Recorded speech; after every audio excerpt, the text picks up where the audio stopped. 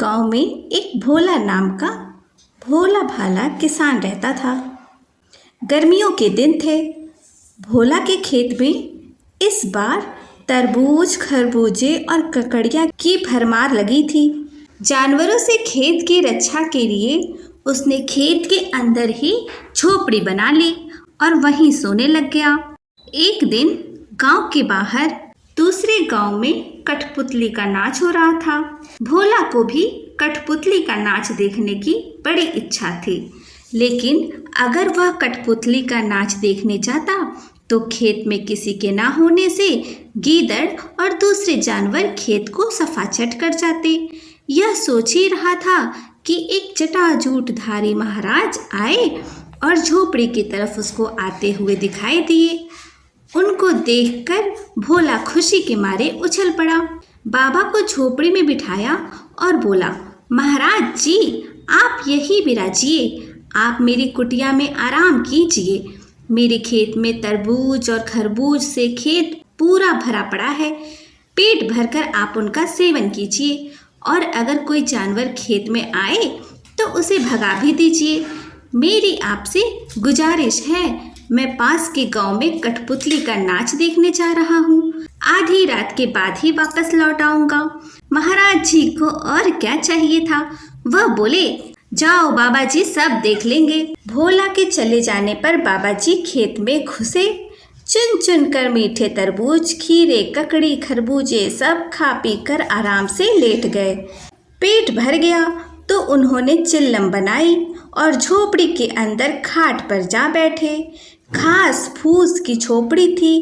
तिन के लटक लटक कर खाट को छू रहे थे। उसके पास ही घास का एक बड़ा ढेर लगा था। खरबूजों की मिठास और खुशबू ने बाबा जी को मस्त बना दिया। मस्ती में आकर चिलम के ऊपर आग रखी और जोर से दम लगाया कि हाथ भर लंबी लौ ऊपर लपक उठी। झोपड़ी ने तुरंत आग पकड़ ली और देखते देखते धू धू कर झोपड़ी जल उठी। बाबा जी कूदकर बाहर आना चाहते थे कि अपनी ही धोती में उलझकर गिर पड़े और आग की लपटों में जलकर भस्म हो गए। गांव वालों ने जब घास के ढेर से निकलती हुई लपटों को देखा तो खेत की तरफ दौड़े आए। भोला को आवाज़ लगाई, उसका कहीं पता ही नहीं था। सबके होश उड़ गए। शायद वह भी झोपड़ी के साथ ही जल गया है। उसके बड़े भाई ने बांस का एक डंडा उठाकर जलती आग को इधर उधर किया। उसमें से लाश निकलकर आ गई। देखकर घर वालों में रोआ पीटी मच गई। भोला को जला हुआ पाकर गांव के लोग दुखी हो गए। उसके माता पिता, भाई बहन छाती पीट पीट कर रोने लगे। फिर तो भोला का अंतिम संस्कार करने के बाद ही वे घर लौटे। रात के तीसरे पहर भोला जब खेत पर आया तो देखा झोपड़ी राख बनी हुई है, घास का ढेर भी फूंक चुका है। उसे बाबा जी पर बड़ा गुस्सा आया कि कमबख्त ने खरबूजे भी खा लिए और जाते जाते मेरी झोपड़ी में भी आग लगा दी। घर के लोग अब क्या कहेंगे। सोचता हुआ वह गांव की ओर चल पड़ा। जल्दी से अपने चौपाल के पास पहुंचकर उसने देखा कि गांव के लोग शोक की मुद्रा में चुपचाप बैठे हैं। बीच में हुक्का पड़ा है और लोगों की आंखें आंसुओं से भीगी हुई है।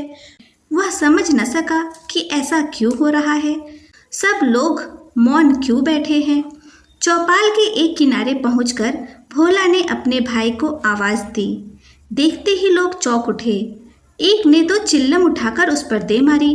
भूत भूत कहते हुए लोग भाला और लाठियां लेकर उसके पीछे दौड़े। मारो भूत आ गया, मारो भूत आ गया।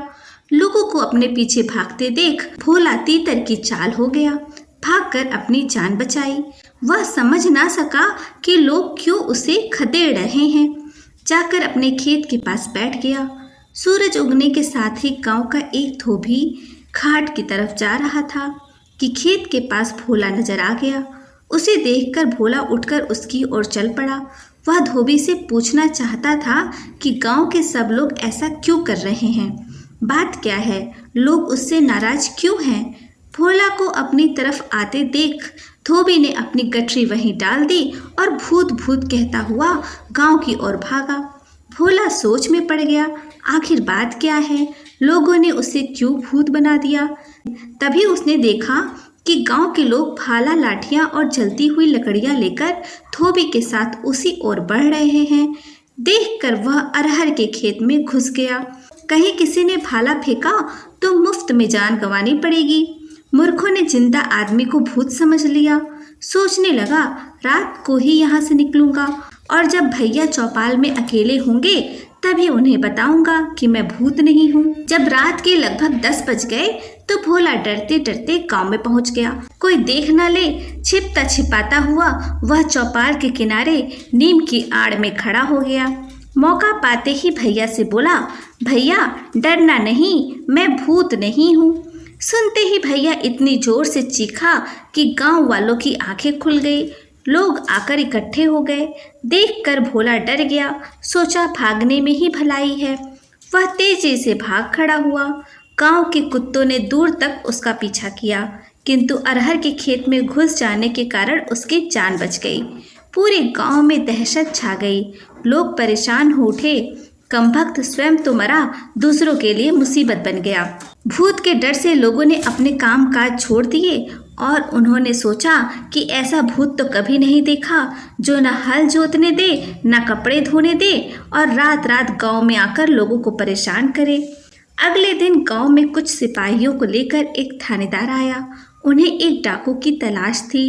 थानेदार को जब मालूम हुआ कि इस गांव में एक भूत आता है तो वही डेरा डाल दिया। सोचा शायद वह भूत ना होकर वही डाकू हो जिसकी तलाश कई दिनों से हो रही है। थानेदार ने गांव वालों को बुलाकर पूछा कि वह भूत लोगों को किधर दिख रहा है। गांव वालों ने बताया कि वह ज़्यादातर अपने खेत के आसपास ही बैठा रहता है जहां झोपड़ी से भोला जला था। थानेदार मूंछों पर ताव देता हुआ बोला, अच्छी बात है, आज रात को हम उसे पकड़ लेंगे, तुम लोग भी हमारे साथ चलना। रात हुई। चारों तरफ जब घना अंधेरा छा गया तो गांव के लोग थानेदार और सिपाहियों के साथ उस जगह पर जा पहुंचे। खेत पर जाकर थानेदार घोड़े से उतर गया। अपनी सुरक्षा के लिए सिपाहियों ने 2 खूंटे जमीन में गाड़ दिए और घोड़े की पिछली टांग उन खूंटों से बांध दी ताकि वह कहीं भाग न जाए। अब वे लोग भूत की तलाश करने लगे। भोला अपने खेत के किनारे लेटा हुआ था। लोगों को अपनी ओर आता देखा तो उठ बैठा। सोचा पता नहीं अब कौन सी आफत आएगी। उसके मन में आया कि अरहर के खेत में जाकर छिप जाए, लेकिन यह तो कोई इलाज नहीं होगा। उसने ऐसा नहीं किया कि कब तक लोगों से वह छिप छिप कर अपनी जान बचाता रहेगा। इसलिए अच्छा है कि खुलकर सामना किया जाए। वो उठ खड़ा हुआ और जोर जोर से चिल्लाता हुआ उनके सामने आ गया। लो मारो मुझे, मैं भूत हूँ, जिंदा भूत, आओ मुझे पकड़ लो, पकड़ो पकड़ो मुझे पकड़ो। अंधेरी रात में भोला की आवाज़ दूर दूर तक गूंज उठी। भोला की आवाज़ सबने सुना तो गांव वालों की हिम्मत टूट गई। वे भाला, लाठियां और मशाल वहीं छोड़कर भाग खड़े हुए। सिपाहियों में भी भगदड़ मच गई। थानेदार कूदकर घोड़े पर जा बैठा। घोड़े को कोड़े लगाए किंतु घोड़ा उछल उछल कर वहीं रह गया। देखकर थानेदार की खिक्की बद गई। वह समझा कि भूत ने उसके पिछले पांव को पकड़ लिया है, जिसके कारण घोड़ा भागने में असमर्थ है। थानेदार वहीं बेहोश हो गया। अगले दिन गांव में खबर फैल गई कि भूत ने कमाल ही कर दिया, थानेदार के घोड़े तक को पकड़ लिया था। अब उससे छुटकारा पाने का एक ही उपाय है कि उसकी मनौती की जाए। मनौती के बाद प्रेत आत्माएं शांत हो जाती हैं। शाम को सारे गांव वालों ने मनौती की टोकरी भर मिठाइयाँ खेत में रख आए। भोला उस समय अरहर के खेत में छिपा सुन रहा था। उसका भाई हाथ जोड़कर जोर जोर से कह रहा था, भैया तू चला गया लेकिन इस गांव के लोगों को माफ़ कर दे।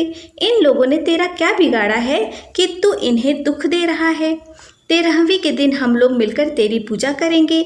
तुझे जो चाहिए वह बता देना, लेकिन हमारा पीछा छोड़ देना। भोला इन सब बातों से परेशान हो चुका था।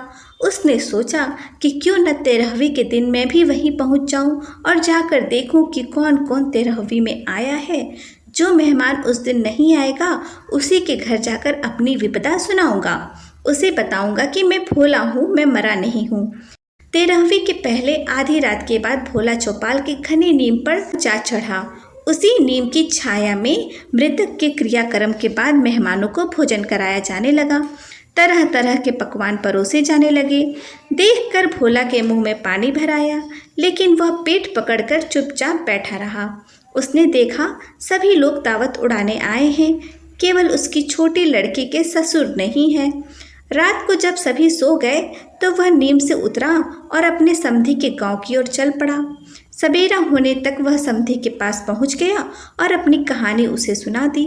सुनकर समधी ने भोला की आवभगत की, खाना पीना खिलाया और अपना तांगा तैयार करवाया और भोला को लेकर उसके गांव की ओर रवाना हो गए।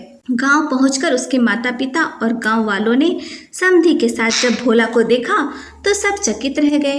गांव के लोगों ने भोला को गले लगा लिया और अपनी मूर्खता और जल्दबाजी पर बहुत लज्जित हुए।